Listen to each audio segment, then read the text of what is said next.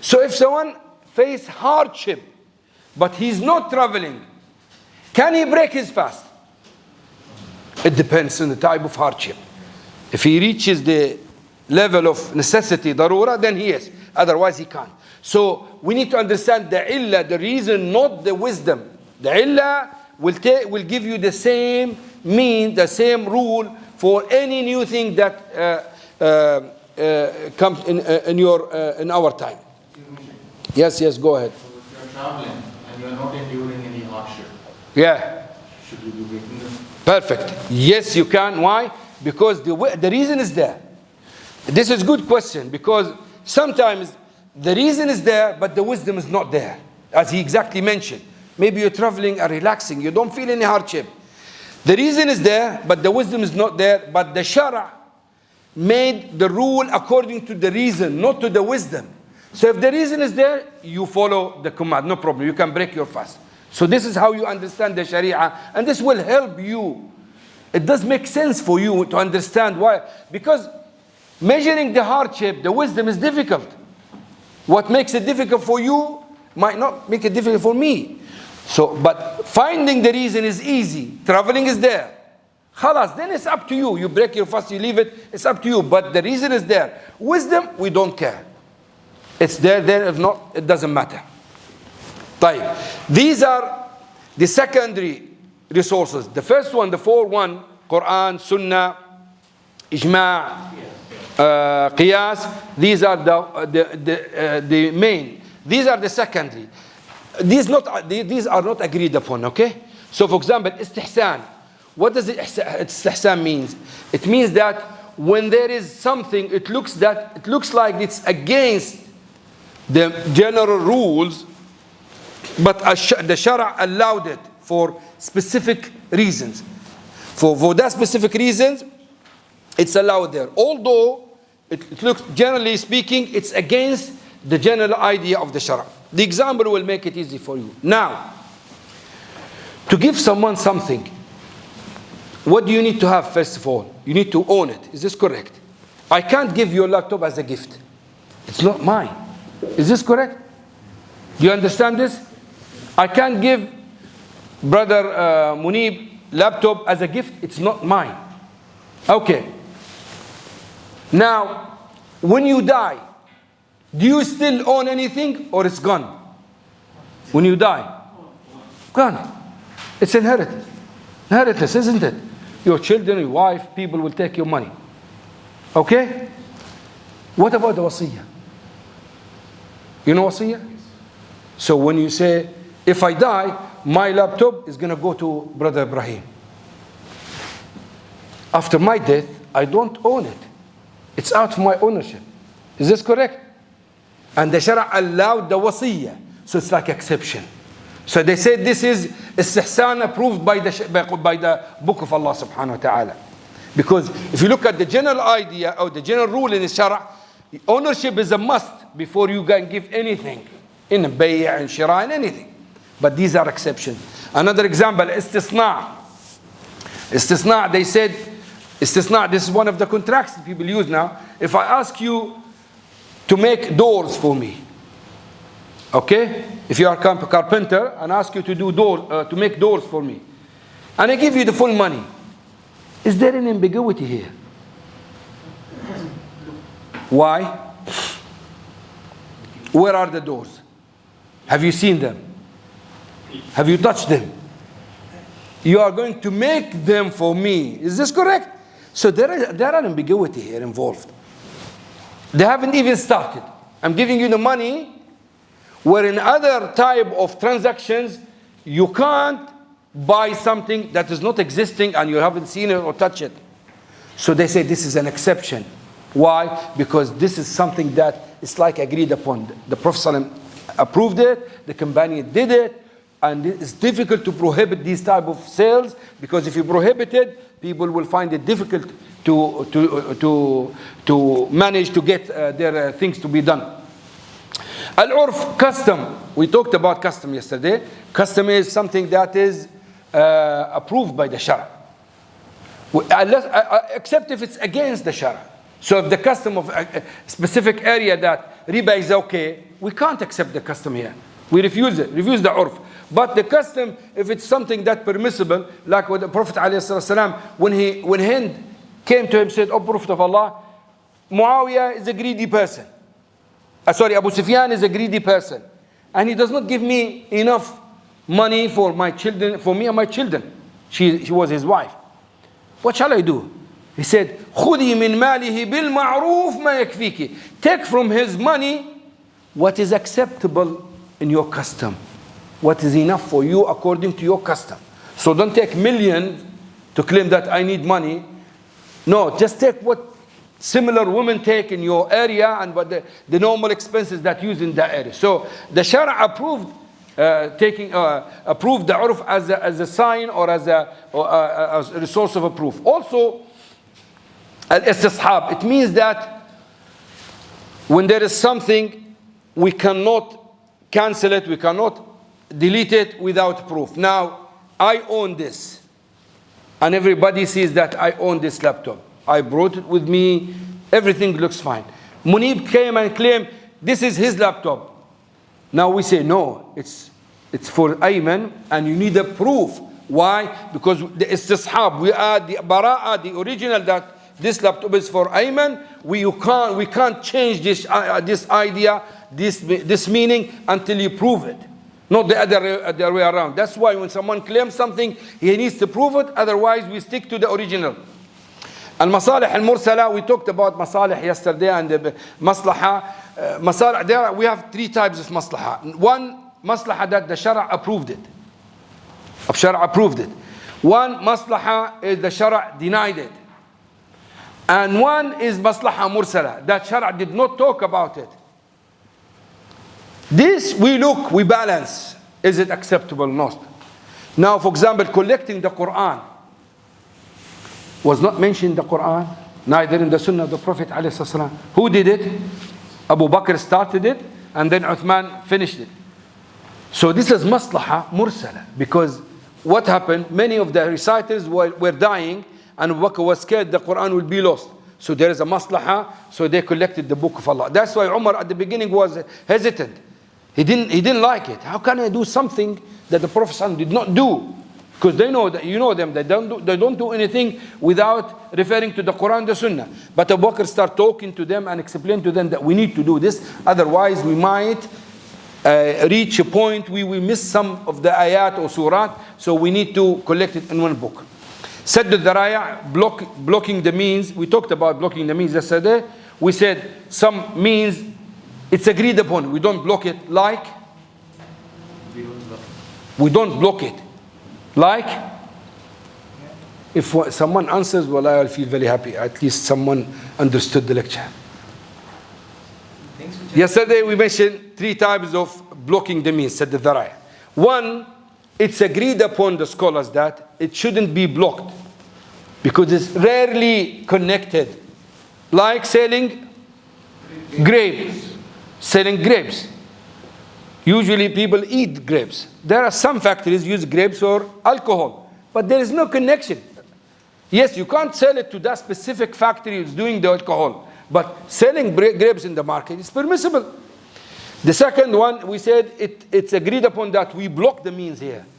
Like the surah or the verse where Allah subhanahu mentioned, وَلَا تَسُبُّوا الَّذِينَ يَدْعُونَ مِن دُونِ اللَّهِ فَيَسُبُّوا اللَّهَ عَدْوًا بِغَيْرِ عِلْمٍ. So don't insult the gods of the disbelievers if they will insult Allah subhanahu wa ta'ala. In this case, we have to block the means. The third one, we said it's not agreed upon. Like Bay'ul Eena. Bay'ul Eena. What's Bay'ul Eena? I mentioned Bay'ul Eena yesterday. Those at the back, they are very clever or they don't know what's going on. There is no other option. Because they look very quiet, happy, enjoying the dars. So they're not with me, or they're, mashallah, picking up everything. Shu'aib, you know Bay'ul Eena?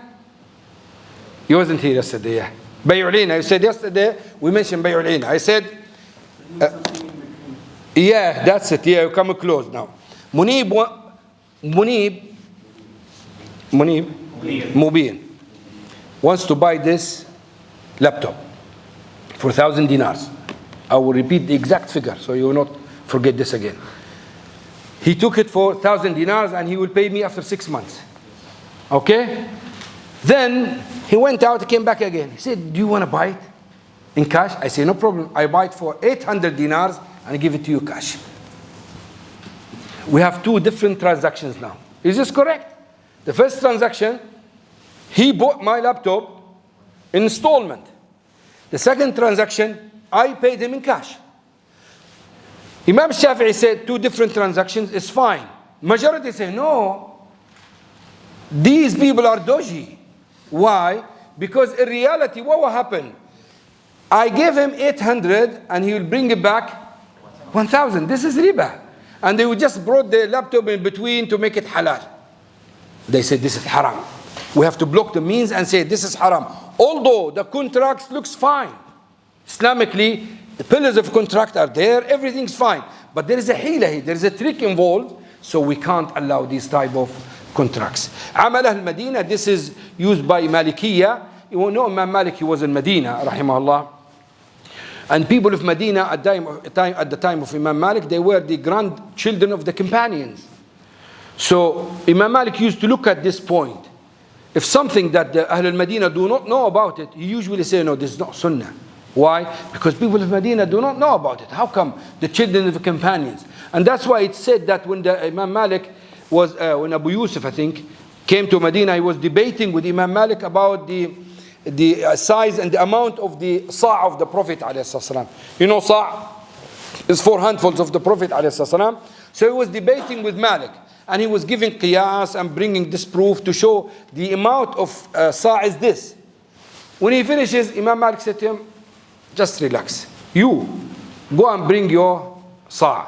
You go and bring your sa'. You go and bring your sa'. They brought their sa'as. He said to him, those are the grandchildren of the companions.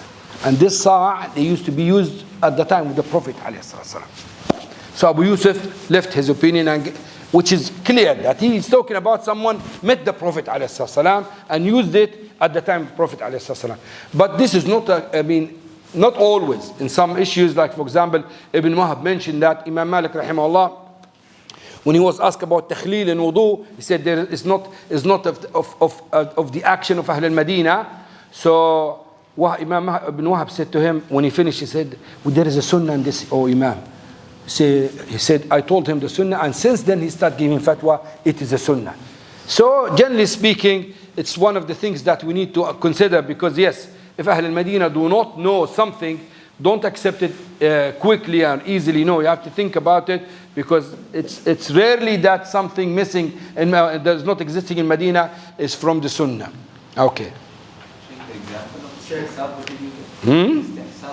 Istihsan. Istishab. Istishab, that means you keep the original. Okay? We mentioned now. This laptop is mine. So I keep forgetting his name. Mubin. I'm going to change his name in 3 days. Mubin, is it Mubin? Alas. Mubin said this is his laptop. Now, originally, is this laptop for whom? For me. I brought it with me, it's mine. So for him to claim this is his, he needs to bring a proof. Otherwise, we make istishabh, we keep the original rule. It is for Aimen, not for Mubin. Yes, Akhi. Check if we go back to the same earlier question regarding 1,000 and 800. Yeah.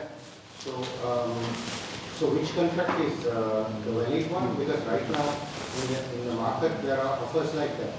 So if you... What is the offer? Do you know any specific offer? So let's say if you're paying cash, it's 800. Oh, no. This is completely different. It's good you asked about this, yeah. Now, we have, I tell you, this laptop, if you want to buy it cash, you pay 800. If you want to buy it installment, 1,000. And I'm selling it to you, and you take it and you go. That's fine, as long as you choose cash or installment. There is no problem with this. Majority of the scholars say it's fine, except Sheikh al-Albani rahimahullah. Majority said yes. Nowadays, I don't know any scholar who says it's haram except Sheikh al-Albani rahimahullah. But all the scholars go against this. This is not bay'atain fi bay'ah. So this is not Ina. Ina, he wants money. And I don't want to give him money. I don't want to lend them. I want to make profit. So what is the best way of doing this? Just use this trick. Buy and sell, and in reality there is nothing to buy and sell. Just we brought this in between, and both two transactions will finish by giving him 800 and he will bring it 1,000. So there is nothing left. But in your case, you want to buy a product, you want to own it, that's fine. And I can charge you more because of the time. The time is money. So if you want to keep my money for 6 months, you will pay me after 6 months. I need to increase my profit. There's no problem about this. Especially now, inflation is something that is approved.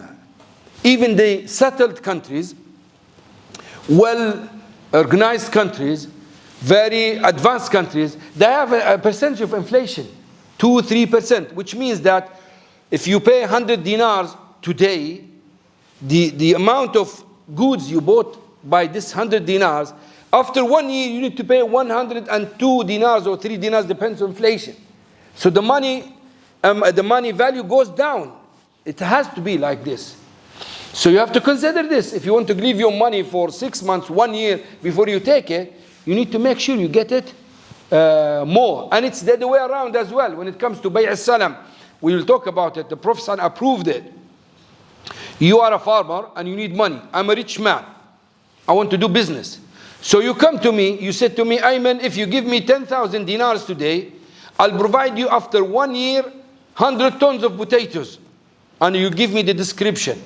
Is this okay? Usually you will offer me a good price. Why? Because of the late delivery of the goods. It's acceptable. It's acceptable to do so. Yes? If you go back to the case of the laptop, so if I'm buying, I'm not paying the full amount, but I'm already getting the good and I'm starting to use it, right? Say again? I'm getting the laptop. Yeah. I haven't paid for it. Yeah. I'm starting to use it already. But you signed the contract or they've done everything. Okay.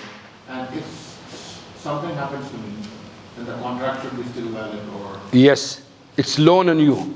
If something happened to you, it has to be paid through your wealth or anything. So you still owe me this. Because it becomes a loan, a debt. We'll talk about the types of debt. When we finish the contracts, now you've taken the laptop. Now the relationship between me and you, now you owe me 800 dinars, regardless of what's going to happen. And that's why I cannot increase this if you cannot pay me after 6 months. It becomes riba. Yes? Check. The many Islamic bank is giving the murabaha loan to the people. Murabaha? Murabaha facility. Well, not loan, yes. That's it. So they keep the commodity in between. Yeah? I purchase from bank, purchase the commodity on behalf of him, then give the commodity, but commodity is not giving to the But what? commodity. Yeah? He is selling it and he is getting the money. But it is done by a third party, but it is never ownership of the commodity is not moving. But money is come from. What do you mean? What do you mean it's not moving? It is moving. How? Now, I am Islamic Bank. You are the customer, and he's the car dealer. Okay? Now, you want to buy a car from him. No, I am not talking about the car. I am talking about I need the money. I need money from you. No, and you mentioned murabaha. I'm telling you what's murabaha. What you do as a customer, it's your problem. It's not the bank. Because what the customer does usually, when the murabaha is finished and he took the car, he will resell it. You will resell it. Now, I have nothing to do with you. Forget about, I'm not Islamic Bank. I am a businessman who financially use Islamic finance when I deal with people. You come to me and said, Aimen, I wanted a loan. I said, I can't give you a loan. He said to me, okay, I want this car from this guy. How much, Ibrahim, you said the car? I sell it for 10,000 dinars. You said to me, if you buy it for me, you will buy it for 11,000 dinars installment. I said, you, that's fine, good deal. We fix. I buy the car first, own it, then I make a contract with you, a fixed contract, and a fixed payment. You pay me after every month, every year, whatever, to pay me 11,000. So what's the benefit for me? 1,000 dinars, my profit. Now then you go and you sell it cheap, expensive, is not my problem. It's your commodity. You do whatever you want to do. You cannot blame me if you use it for halal or haram or you sell it. It's out of my responsibility. So it's fine. But there is a catch there. The bank, they take the signature from us that we will buy from you. Sorry, say again? They take the signature from us. Who are you now? The client, the customer? I'm the customer. Okay. The bank takes the signature that I will buy, Yeah, this we call it wa'ad. You promise to buy it. You don't sign a contract. Yeah. It's not a contract. I sign a promise to buy. Exactly. So the bank buys building material from a contractor. Yeah. And then they sell it for a lesser price to the contractor. And then they give the money. Say again? No, what's this? It's not murabaha. What is separation? Suppose there is a commodity traders. They are Traders. commodity, they are trading the commodity. Just give an example. So I want Textile, cars, what is it? Building materials, that's fine. Building materials, yeah? I want really the money. No. I want the money from the bank. Good. 10,000 kg. Why? You want to buy the materials? No, I don't want to buy the material. But bank is doing this transaction for me. Oh, tawarruq, okay. Okay. So, okay, how do you do? How do they do it? What they do, suppose there is a commodity traders, suppose in Bahrain or UK or somewhere they are selling the different types of metals and other things. So there is a arrangement with the commodity traders, he purchased the commodity. The bank. The trader, what is called the commodity traders, his bank is ordering him, they purchase the commodity for this guy, and then Bank purchase the commodity for you. okay, and then bank gives the money to him. 1 second. How can the bank purchase the commodity for you? Is it your money or the bank's money? It is the bank's money. So now at the moment the bank purchased the commodity to sell it to you. No, bank, what is the arrangement is done? The bank wants to give me 10,000, I want 10,000 from the bank, then goes to the transaction with the trader, and bank is asking the trader that Jalal wants to buy the commodity, buy for him. So he purchases the commodity and banks give the money. Then I am telling the traders, document is signed, sell it for me. The trader will sell it for you. That trader sell it for me, so I am getting the money for him. Okay, then how do you pay the bank? Money is with me, and then I pay the money to the bank. It is a 3 years, 2 years, 1 year's contract with the bank to pay the money. Because agreement is there with you. Yeah, they call it tawarruq. Anyway, tawarruq, it's a long issue and it's not very good contract. But if it happens once, it's fine. But if it's regular, they call it tawarruq munazzam, it's haram. المجمع الفقهي mentioned it's haram. tawarruq munazzam, that regularly they do this and there is nothing, there is no commodity. Just put the commodity to sign that, this is haram. But if it happens once, it's fine. How does it happen once? You come to me, you want money as you said. I don't want to give you loan. It's not compulsory upon you to help you. So you buy this for 1,000 and you go sell it for 800 to someone else. And you take the money and you have to pay me back the 1,000. It's up to you. You can do it. They call it tawarruq. Majority say no, but Ibn Taymiyyah rahimahullah many scholars that's fine inshallah. Maghrib? خلاص, we stop now and come back Maghrib? خلاص, we come back inshallah after Salat al-Maghrib. سبحانك وبحمدك استغفرك